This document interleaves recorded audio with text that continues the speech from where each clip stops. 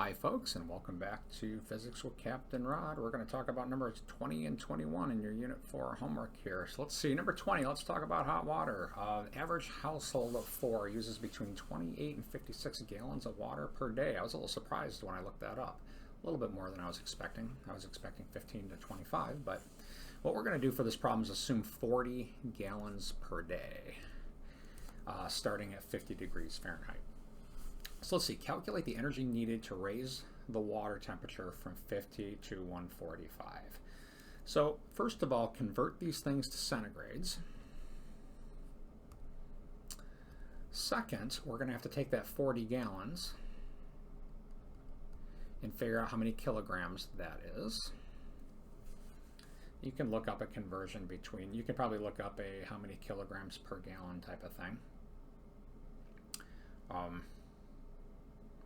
Now, calculate energy needed to raise that temperature. So that's a temperature change. So Q equals MC delta T. The specific heat of water is 4186 joule per kilogram degree centigrade. That'll get you the energy number. It's going to be a large number.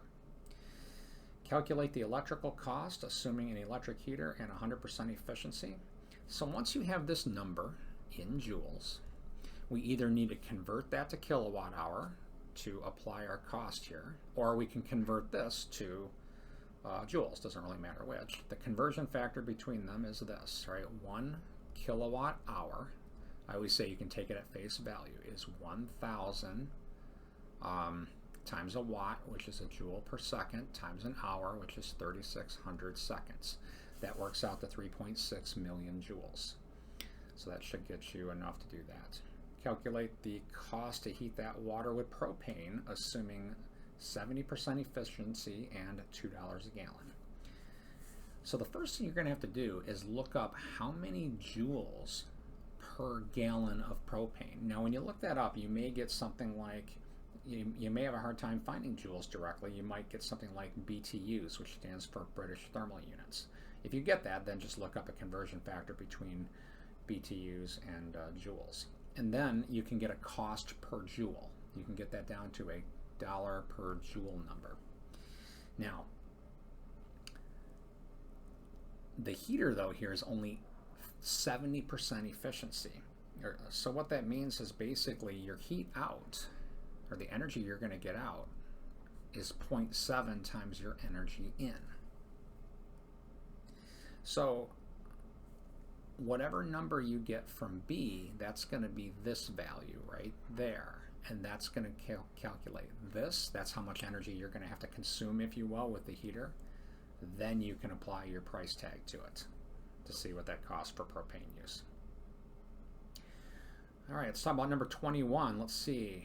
Heating a 5 kilogram block of ice. Don't ask me why anybody's doing this. Let's see, for each cost calculation, assume 100% efficiency, and we're going to be talking about electrical cost only in 21, I believe. So let's see, how much energy in joules is required to bring it from -20 to 0? So on, one of these graphs, right, temperature against heat, that's starting down here. And then eventually we're melting it. So I'll go ahead and finish the graph. Boom. That's a crummy graph. Yours should be better.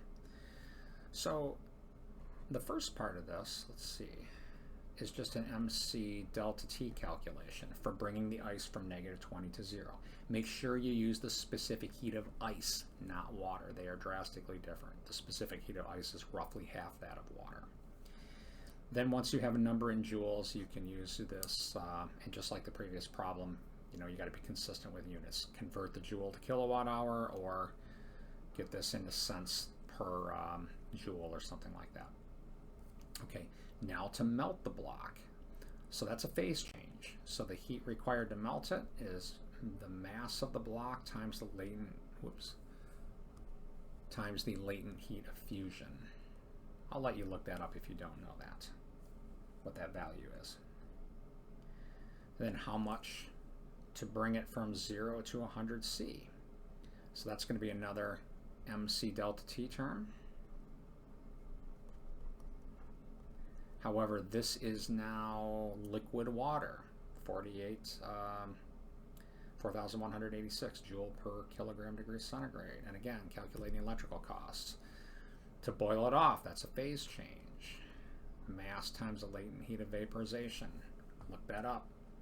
And then again, calculated cost. So that should get you through 20 and 21. I hope you're enjoying your homework.